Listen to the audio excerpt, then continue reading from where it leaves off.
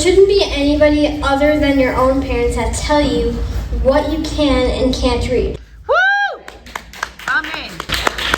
Nobody but our parents are able to tell us what movies to watch. Games we can play, what food we can eat.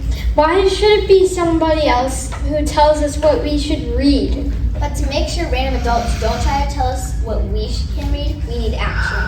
Right. We need New York to make it a law. Right. So Yes. Woo! Just introduce our next speaker. No, Abigail, no. Don't blow me off like this. On. Where do we find a lawmaker? Where? So our next guest speaker is on the Assembly Higher Education Committee, and this is a passionate supporter of public libraries. Please welcome Assemblymember Karen McMahon. Woo!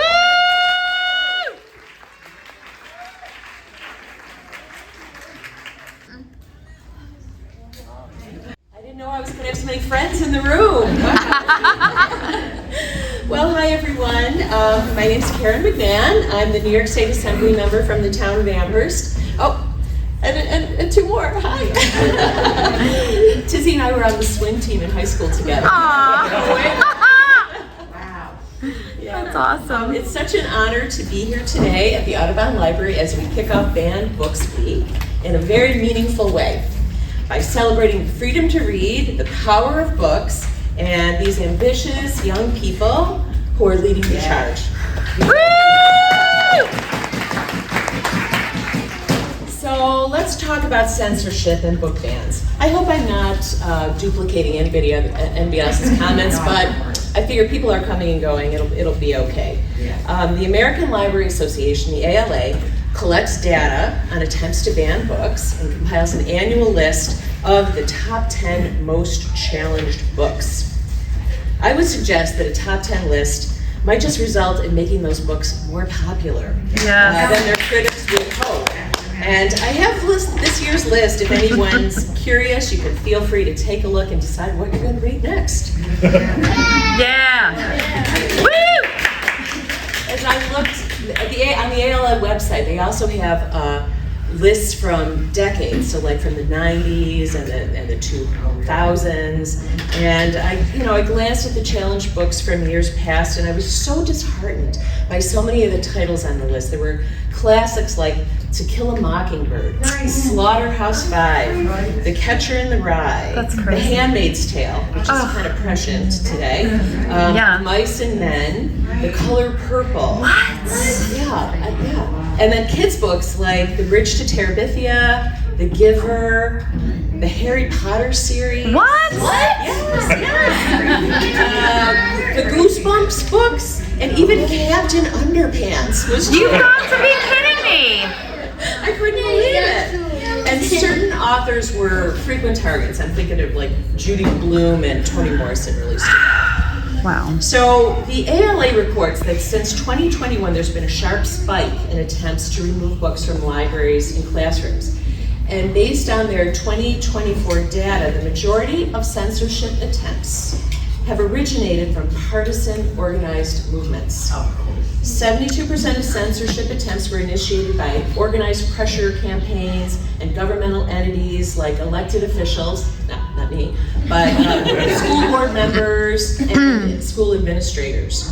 The most common justifications, as you may know, are false allegations of obscenity, inclusion of LGBTQIA plus characters and themes, and third, depictions of race, racism, and social justice. Shocking. Sickening. Exactly. It seems that books are targeted not because they're actually harmful or dangerous, but because they are inconsistent with a particular ideology, a very intolerant ideology that seems to be on the rise. However, I would argue that books should challenge our thoughts and ideas, and they should open our minds to different points of view and different experiences, rather than reinforcing one singular worldview. Banning books isn't as simple as taking a book off a shelf. It silences voices, erases perspectives, and denies students and readers a chance to learn and make a connection between themselves and the stories on the page. But there is some good news. In response to efforts around this state and country to ban books in school libraries, earlier this year, the New York State Legislature, of which I'm a member, passed a bill known as the Freedom to Read Act. Yes. It passed both the Assembly and the Senate, and we hope it will be signed by Governor Hochul.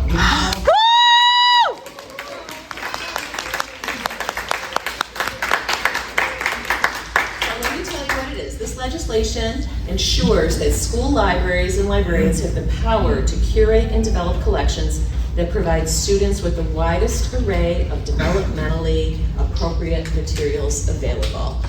So, if you believe, as I do, in the importance of this legislation, you can contact the governor and let her Yes. Woo! let her know why the freedom to read is important and encourage her to sign the bill into law. Yes. So what happens is, it was passed and she has until the end of the year to either sign it or veto it. So it's sitting there. Why hasn't and she signed It it? helps to let her know how you feel. Yes. Banning books is dangerous practice at odds with our First Amendment to the U.S. Constitution and our rights to free speech and expression. Censorship does not erase the reality that critics find so inflammatory. It only makes it harder for people to understand that reality. Students should have access to many perspectives, even those that may be challenging or different from their own lived experiences, because the right to read can help us see ourselves and the world in new ways. I'm so proud to be here today with all of you, to stand up for the freedom to read and to celebrate the authors who express themselves in informative and creative ways. I'm also proud to stand with Abigail Friedman, who teaches us passion and courage to find one's impact, not one's age.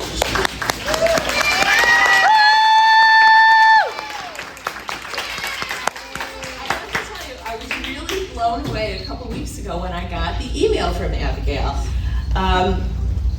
You're 12 years old, but already using your voice in very creative ways, reaching out to your peers and also to adults through the Two Kids Review and the Two Kids interviews, which I've watched, and they're fascinating, and you all do such a great job. These sites have grown to become forums for promoting literacy and spotlighting authors and other public figures who shape our culture. And I found Abigail's efforts so inspiring that I knew I had to be involved in this event. And I'd like to present Abigail with this New York State Assembly citation honoring this important. Oh my God!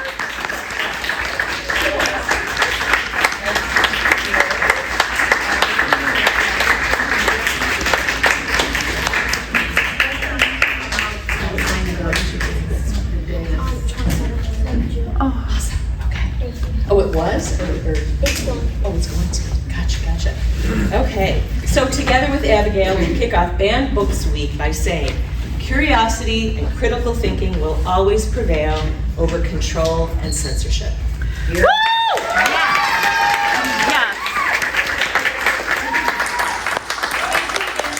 Here today to take part in this important discussion, and happy reading to all. Thank you. Yes.